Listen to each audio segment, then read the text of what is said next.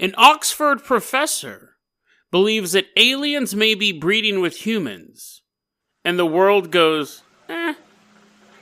And then we take a look at the saga of the charred pants, a story from my past, blending both the creepy and the criminal, today on Dead Rabbit Radio.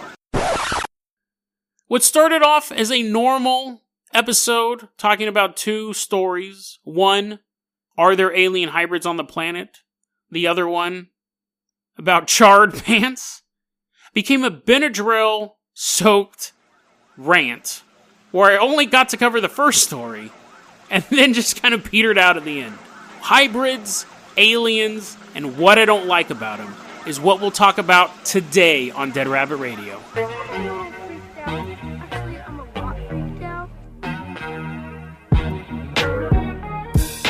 Hey everyone, welcome back to another episode of Dead Rabbit Radio. I'm your host, Jason Carpenter. I'm having a great day. I hope you guys are having a great day too. We got a lot to cover, and I'm on quite a lot of Benadryl right now.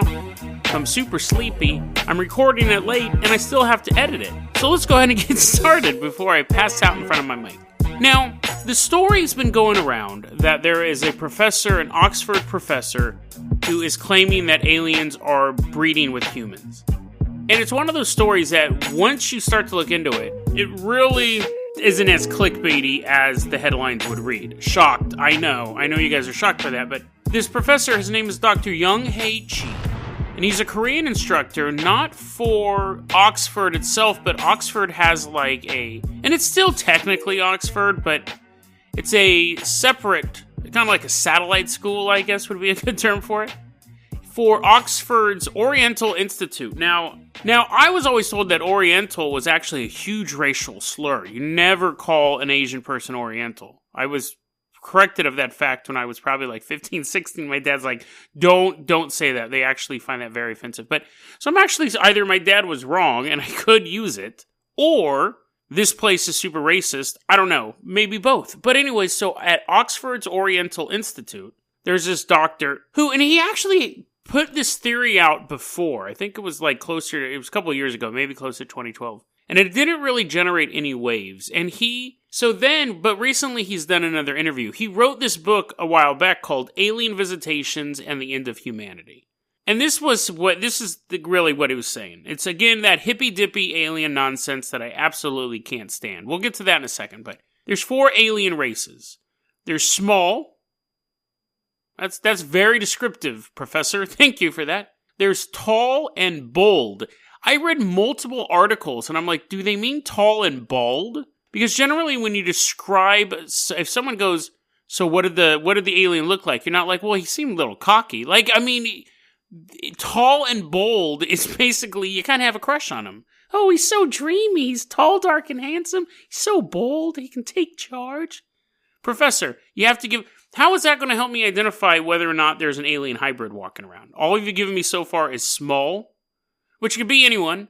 Gary Coleman, Webster, I forgot that actor's name. Any small person, all the munchkins, or just people who are generally small and not have some sort of medical problem. Tall and bold, so that's basically Tony Robbins.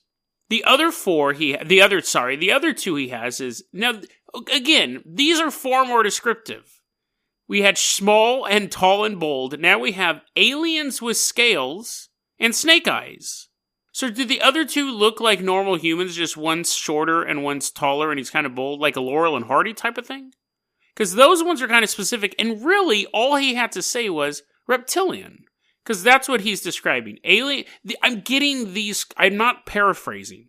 These phrases were in multiple articles. Aliens with scales and snake eyes. Just say reptilian, dude. Don't be a contrarian. You're trying to save the human race. Don't confuse us. I start just running around pushing every small person down.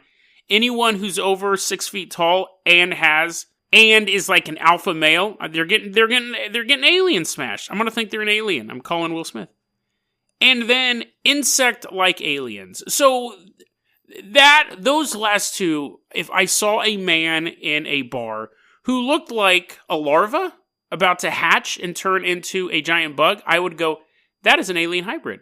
See, that is a description. Insect-like aliens. I can find those and kill them in the real world. Tall and bold is how you describe a cigarette.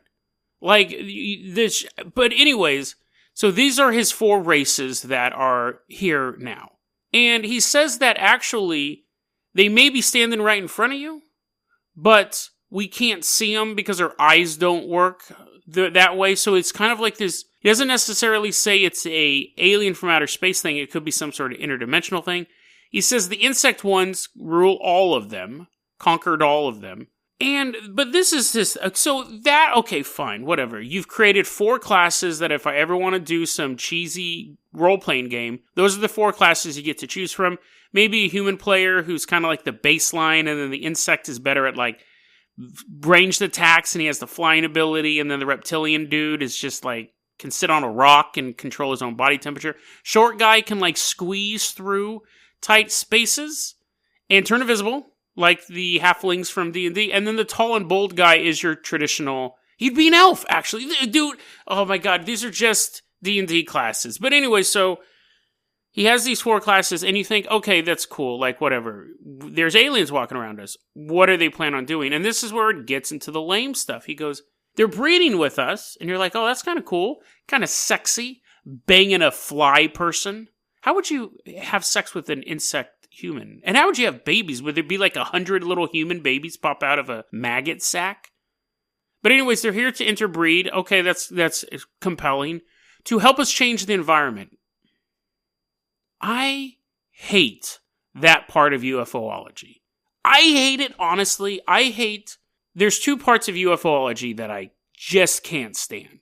One is the aliens are coming here to help control the environment. I think that is one of the dumbest things possible.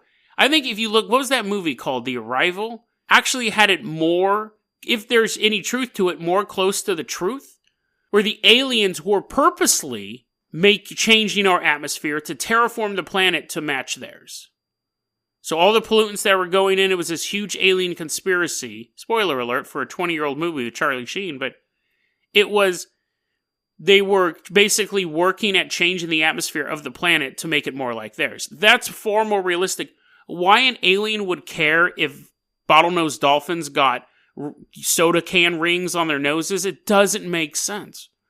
It doesn't make sense at all. And he tries to say, well, because they live here too, and they're flopping in and out of alternate realities, but then just go to an alternate reality where it's not so grody. Plus, they really should have started 200 years ago, because if they have this advanced technology, they should have said, well, we got here, but we had to suffer through this phase of pollution. So in the 1800s, they should have said, hey guys, don't do coal. I read this really interesting I got to keep this episode short, but I read this really episode Tales from the Crypt comic book back in the day. And what it was that planes, like back in the 1950s, planes kept crashing. And first there's a big plane crash and like 200 people die, and then there's another plane crash and 100 people die. And the comic story continues, we're saying that eventually people became too scared to fly. Because if you got on a plane, the chances of it mysteriously breaking down was too high. And then only the military flew, but their planes began crashing into cities. So eventually, and this was worldwide, the world made an agreement, no more airplanes, we'll do everything by boat. And then 20 years after everyone stopped flying planes and the technology wasn't advanced and people weren't training to be pilots, the aliens invaded. And they were interfering. They were like shooting down radio waves hidden from behind the moon or whatever. It was a 1950s comic book, but how they did it was technically stupid, but the idea was interesting. How they were interfering with little tiny mechanical devices on our planes, making them crash to make it ripe for their invasion. There'd be no air force for them to fight. That would make more sense to me than an alien coming out and putting a little, like, daisy in a pollution pipe and being like, we're here to bring peace and clean energy. Like, that's so stupid. It doesn't make sense for an alien race to care how sparkling clear our water is. Because technically, if they're super advanced, they can bring a ship down.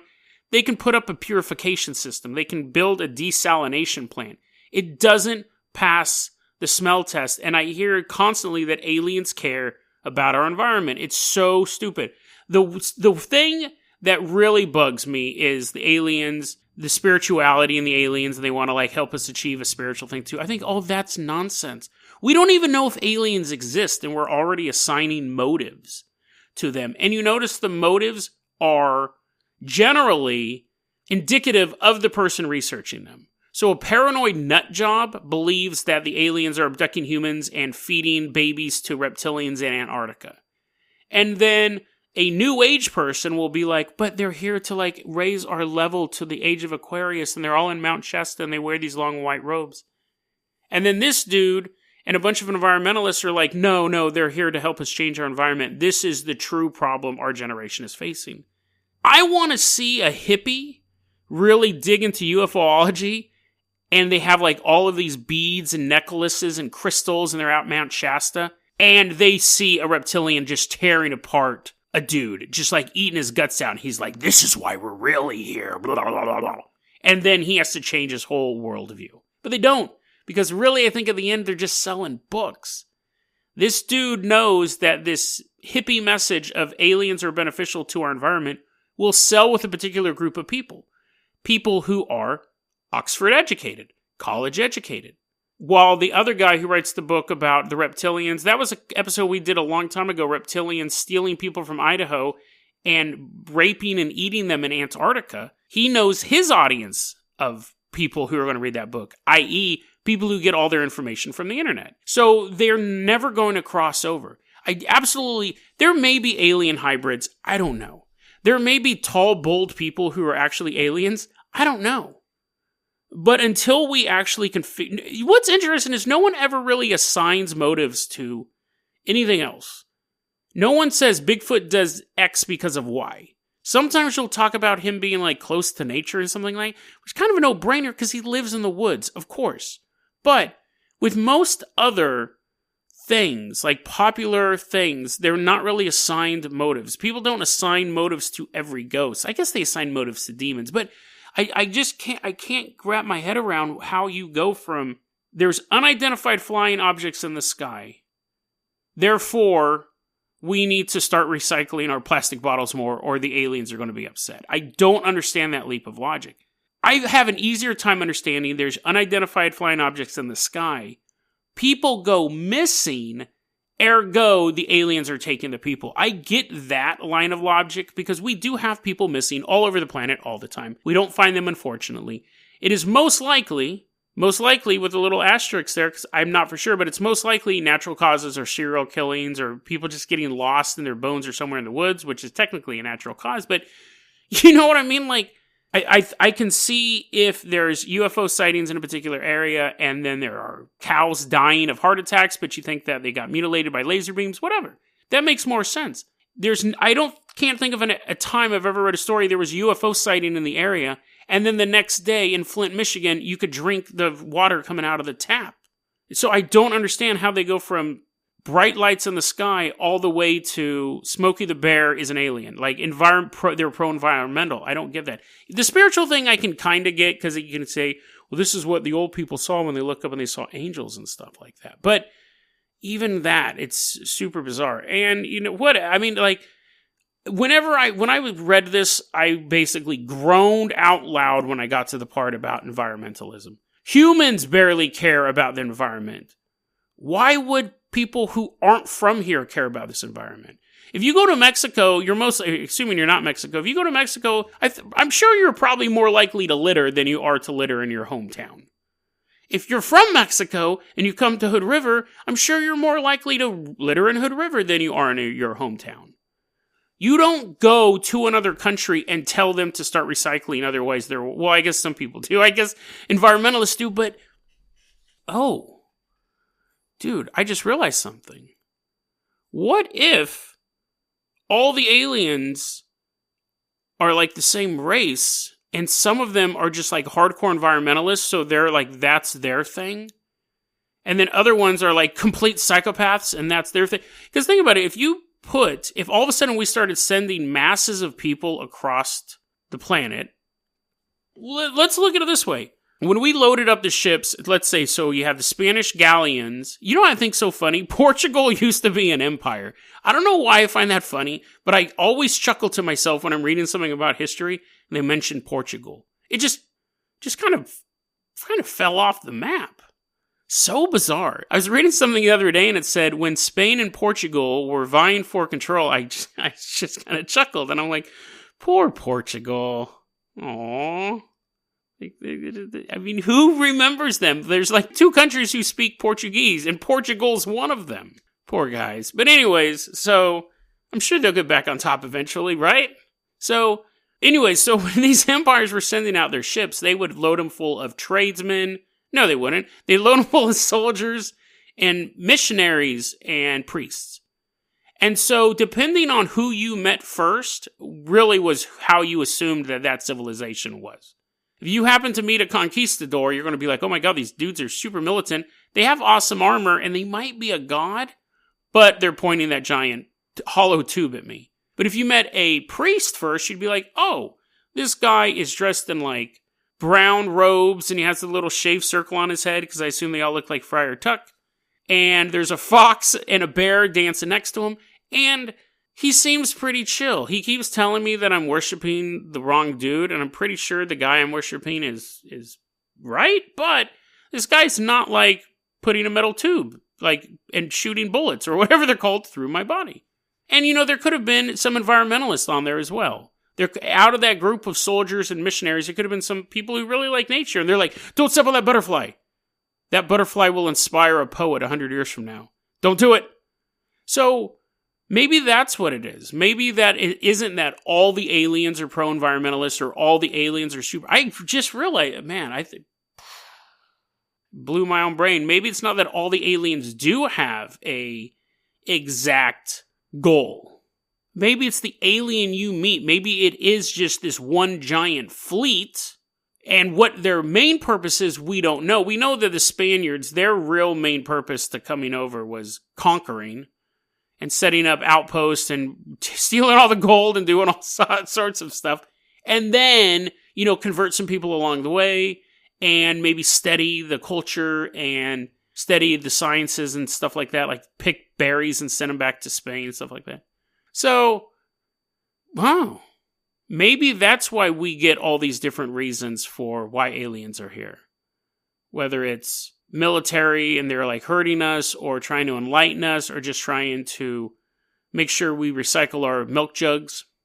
I still think the environmental stuff is completely stupid. And if I did meet, and I said this in an earlier episode, if I met an environmentalist alien, I'm beating it up. I don't care. I will fight an environmentalist alien any day. You can put me in a gladiator arena that's made out of recycled water bottles, and I will just mash them one by one until they finally take me down, which will probably not happen because they're lame. Send me out one of the war aliens. If I get abducted by an alien, please let it be one who's like going to try to eat me rather than one that's going to like preach to me. I would rather be anally probed than be strapped down on a table 30,000 miles up in space being told about my Lord and Savior, Glop Gloop. I'd be like, dude, just break out the anal probe. He's like, man, I'm not into that. That's Nornex over there. That crazy Nornex guy. I'm like, dude, if you say one more thing about whatever made up guy that I just mentioned who I don't remember, and the guy's like, oh, sacrilege. I'm like, dude, seriously, just get the anal probe. Let's get it over. Let's get back on Earth. And then the anal probe, of course, is recycled. So that makes it twice as awkward. DeadRabbitRadio@gmail.com is going to be our email address. You can also hit us up at Facebook.com/DeadRabbitRadio. Twitter is @JasonO'Carpenter. Dead Rabbit Radio is the daily paranormal conspiracy and true crime podcast. You don't have to listen to it every day, but I'm glad you listened to it today. Be careful how much Benadryl you take, and have a great weekend, guys.